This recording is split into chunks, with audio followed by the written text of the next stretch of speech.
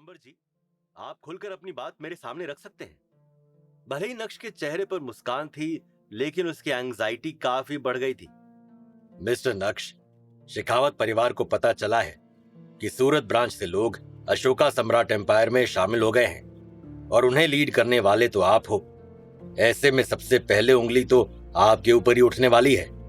लोगों को शक है कि आपने भी अशोका सम्राट एम्पायर ज्वाइन कर लिया है और आप यहाँ किसी बड़ी पोजीशन पर हैं। नीलांबर शेखावत ने कहा। तो क्या यही सब इस लेटर में भी लिखा है? हल्का चौंकते हुए नक्श ने पूछा।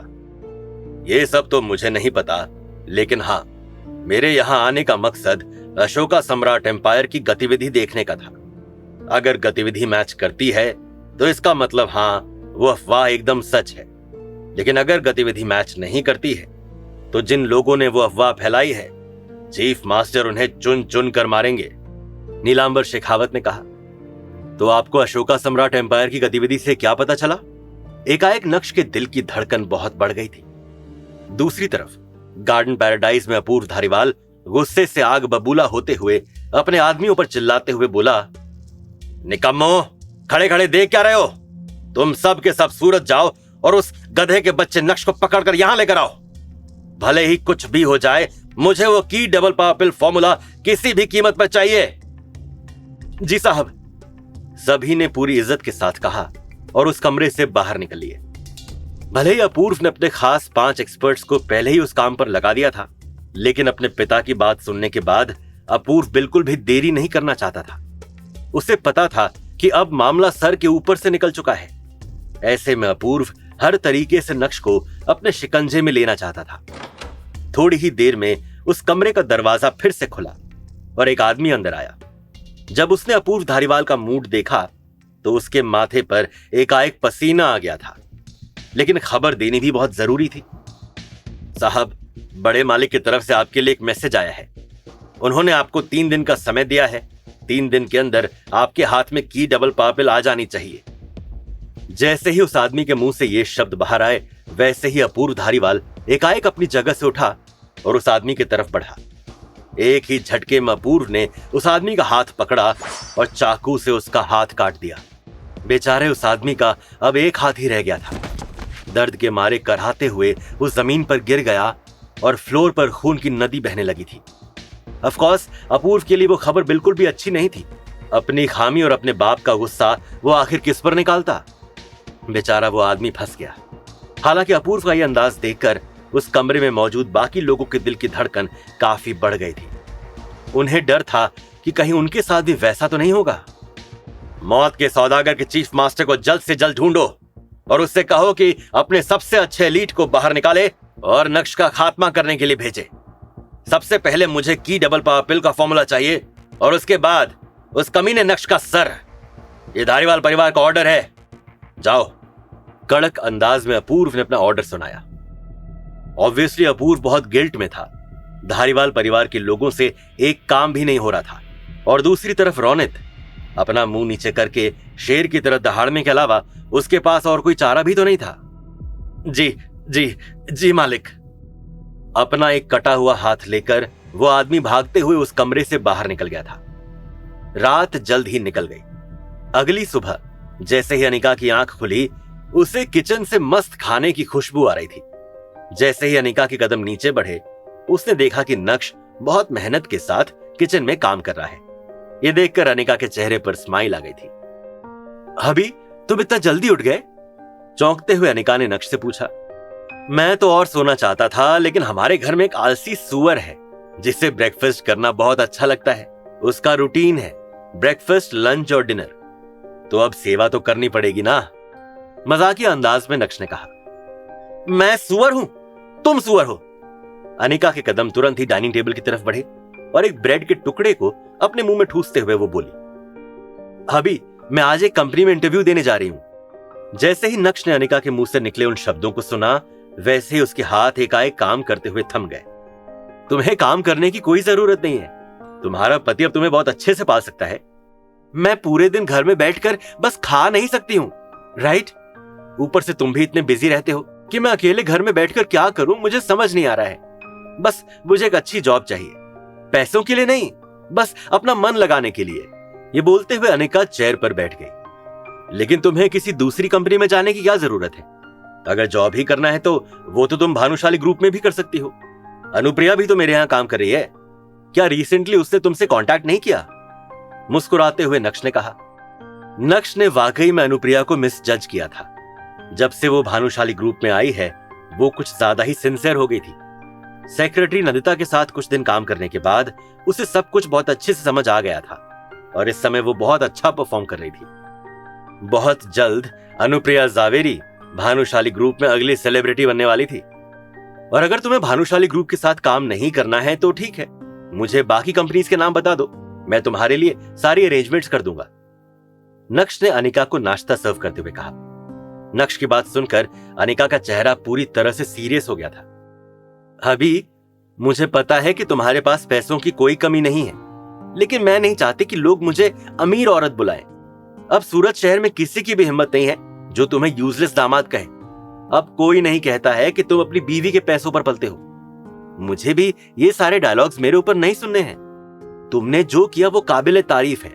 ठीक उसी तरह मैं भी अपना खुद का कुछ करना चाहती हूं, जिससे तुम्हारे सामने कंधे से कंधा मिलाकर खड़ी रह सकूं। समझे मेरे बुद्धू लाल? अनिका की टोन बहुत ही फर्म थी। एक और बात, मुझे नहीं पता कि तुम काम क्या करते हो और मैं उस काम में तुम्हारी कोई मदद भी नहीं कर सकती, लेकिन हां, मैं तुम्हारे सर से कुछ बर्डन्स हटाना चाहती हूं। तुम्हें भी पता चलना चाहिए कि तुम्हारी बीवी यूजलेस नहीं है, कैजुअल अंदाज में अनिका ने कहा। हालांकि अनिका की बात सुनकर नक्श एकाएक स्टन्ड रह गया था। उसे अनिका की ट्रू फीलिंग जानने का कभी मौका ही नहीं मिल पाया था। लेकिन अनिका 2 बार यूजलेस शब्द का इस्तेमाल कर चुकी थी। हालांकि नक्श को इस शब्द की आदत थी, लेकिन अब उसे वो शब्द सुनने में बहुत गुस्सा आता था। इस घर में यूजलेस शब्द का इस्तेमाल कोई नहीं करेगा। हालांकि ये बोलते हुए नक्श को हंसी आ रही थी, लेकिन उसने सीरियस होने का नाटक किया। वो अलग बात है कि नक्श की बात सुनकर अनिका जोर जोर से हंसने लगी थी। जब से नक्श और अनिका का रिश्ता अच्छा हुआ था, तभी से नक्श की जिंदगी में काम के पहाड़ टूट पड़े थे। नक्श इतनी सारी एक्टिविटीज में इन्वॉल्व था कि वो अच्छे से अनिका को टाइम भी नहीं दे पाया था। भले ही उन दोनों का प्यार जिंदा हो गया था, लेकिन उस प्यार को अभी भी एक इकरार की जरूरत थी, वरना वो प्यार आग में कभी नहीं बदल सकता था। ठीक है, ठीक है, ठीक है, तुम यूजलेस नहीं हो। बस अब हंसना बंद करो और ये बताओ कि तुम्हारा इंटरव्यू कितनी देर चलेगा और तुम किस कंपनी में इंटरव्यू देने जा रही हो? नक्श भी नाश्ते की प्लेट लेकर अनिका के सामने बैठ गया था। ज्यादा बड़ी कंपनी नहीं है, बस इंपोर्ट और एक्सपोर्ट की ट्रेडिंग कंपनी है, ब्लू वाटर कंपनी। नक्श ने डोसा बनाया था, बस उसी का स्वाद चखते हुए अनिका ने कहा। ठीक है, चलो सबसे पहले अच्छे से नाश्ता करते हैं, नक्श ने जेंटल अंदाज में कहा। चित्रा अभी भी सो रही थी, इसलिए वो उन दोनों को डिस्टर्ब करने नहीं आ पाई थी और नक्श के हिसाब से चित्रा ना ही आए तो बेहतर है। कलेश कराने में वो नंबर 1 है। दूसरी तरफ द वर्ल्ड होटल के टॉप फ्लोर के कमरे में कार्तिक पटेल अपने फोन के साथ लगा हुआ था। उसकी स्क्रीन पर लगातार बहुत सारे मैसेजेस फ्लैश हो रहे थे और उन्हें देखकर वो एकाएक चौंक गया था। इसी के साथ कार्तिक एक वीडियो कॉल पर भी लगा हुआ था, जहां उसके आदमी चप्पे चप्पे पर खोजबीन कर रहे थे। जब से इरफान भाई इंजर्ड हुए थे, तभी से उसके आदमी सबूत खोजने में लगे हुए थे। बॉस, मिल गया! अचानक से एक सबऑर्डिनेट ने जोर से चिल्लाते हुए कहा।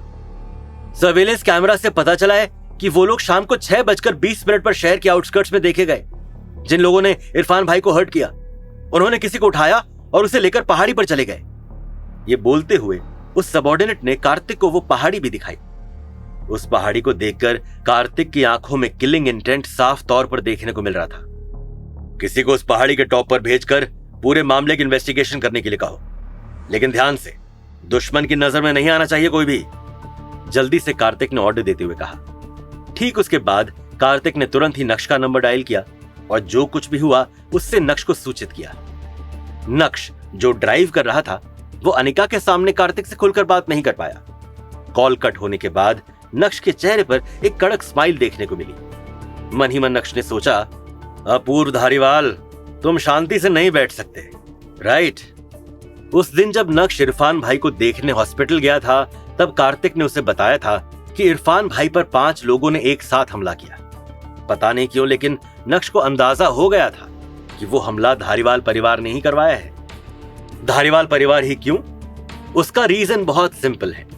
अपूर्व धारीवाल की एक टीम में हमेशा 5 लोग ही होते हैं और नक्श ने धारीवाल परिवार को जो चोट दी है उसका खामियाजा कहीं न कहीं से निकलेगा ही। नक्श को बहुत अच्छे से पता है कि अपूर्व धारीवाल शांत नहीं बैठेगा। वो हर समय, हर वक्त, हर पल बस नक्श को जान से खत्म करने या उसकी ताकत को मिटाने की कोशिश करेगा। अनिका को ब्लू वाटर कंपनी छोड़ने के बाद नक्श तुरंत ही उस पहाड़ की तरफ निकलना चाहता था, लेकिन तभी अचानक से कोई उसकी कार के सामने आ गया। उस इंसान को देखकर नक्श के चेहरे के एक्सप्रेशंस बदल गए थे। तभी इतने में नक्श की कार के शीशे पर ठक ठक की आवाज आई। अरे भरत मुंजाल सर, आप आज कैंपिंग इवेंट छोड़कर यहां क्या कर रहे हैं? चौंकते हुए नक्श ने मजाकिया अंदाज में कहा। अपनी बकवास बंद करो और कार का दरवाजा खोलो, मुझे तुम्हारे साथ कुछ इंपॉर्टेंट बात करनी है। भरत मुंजाल की टोन बहुत ही सीरियस थी और शक्ल से वो उतने काइंड भी नजर नहीं आ रहे थे जो नक्श के सामने पहली बार नजर आए थे। क्या कैंपिंग इवेंट में कुछ हुआ है क्या? कहीं उसमें मेरा नाम तो नहीं आ रहा है? देखिए सर, मैं तो काफी समय से कैंपिंग इवेंट नहीं आया हूं। नक्श ने फालतू की बकवास करना जारी रखा। अपनी बकवास बंद करो, ऐसा कुछ भी नहीं हुआ है। नक्श ने कार का दरवाजा तो नहीं खोला, लेकिन खिड़की का शीशा जरूर नीचे कर दिया था। तो फिर आपको मुझसे क्या काम है? नक्श ने क्यूरियस होते हुए पूछा। नक्श बहुत अच्छे से जानता था कि भरत मुंजाल और नमन गांधी दोनों एक ही किस्म के इंसान हैं। वो बिना किसी वजह के किसी से भी नहीं मिलते हैं। भूख ना लगे तो वो खाना भी ना खाएं। क्योंकि भरत मुंजाल पर्सनली नक्श से मिलने आए हैं, इसका मतलब जरूर कोई बहुत बड़ी बात है। मुझे पूरा यकीन है कि तुम्हें ब्लैक फाउंडेशन के बारे में पता तो चल ही गया होगा। कल रात डीन सर ने और मैंने सभी ग्रुप्स के चीफ मास्टर को इकट्ठा किया, जिससे हम ब्लैक फाउंडेशन के खिलाफ लड़ने की अपनी रणनीति बना सके। सीधे और सरल अंदाज में भरत मुंजाल ने कहा। हाँ तो ये सही है ना, इतने बड़े राक्षस से मुकाबला करना कोई छोटी बात नहीं है। नेचुरली आपको बिग शॉट्स की जरूरत पड़ेगी जो सही समय पर आपके लिए वो काम सेटल कर सके। मेरे जैसा छोटा मोटा इंसान तो बस युद्ध भूमि में सैनिकों को पानी पिलाने का काम कर सकता है। अचानक से नक्श ने अपनी बुलंद आवाज में कहा। नक्श की बात सुनकर भरत मुंजाल ने गहरे अंदाज में नक्श की ओर देखा, लेकिन उन्होंने कोई विशेष टिप्पणी नहीं की। अपना मुंह खोलते हुए धीमी आवाज में बोले, लेकिन उस डिस्कशन का कोई मतलब नहीं निकला, क्योंकि जल्दी हमें एक और प्रॉब्लम नजर आई। बात भले ही कैंपिंग इवेंट की हो या फिर बाकी के गुड ग्रुप्स की, समस्या यह है कि हमारे पास कोई क्वालिफाइड अल्केमिस्ट नहीं है। अगर युद्ध होता है तो मेडिसिनल पिल्स का सबसे अहम योगदान होगा। इसलिए मैंने डीन सर के साथ मिलकर एक प्लान बनाया है। हम चाहते हैं कि तुम हमारे साथ जुड़ो और इस युद्ध में हमारा साथ देते हुए कैंपिंग इवेंट और बाकी के गुड ग्रुप्स के लिए पिल्स रिफाइन करो। तुम्हें उसके लिए एक अल्केमी टीम सेट करनी होगी। सीरियस अंदाज में भरत मुंजाल ने कहा। क्या नक्श भरत मुंजाल की मदद करने के लिए तैयार होगा? क्या अनिका की जॉब लग जाएगी? क्या उस पहाड़ी से कुछ सबूत मिलेगा? क्या नक्श के इंटेंशंस एकदम सही हैं? क्या इरफान भाई का गेम अपूर्व धारीवाल ने बिगाड़ा है? क्या धारीवाल परिवार के लोग नक्श का गेम बजा पाएंगे? क्या नक्श के लिए खतरे की घंटी है? जानने के लिए सुनिए इंस्टा एम्पायर, सिर्फ और सिर्फ पॉकेट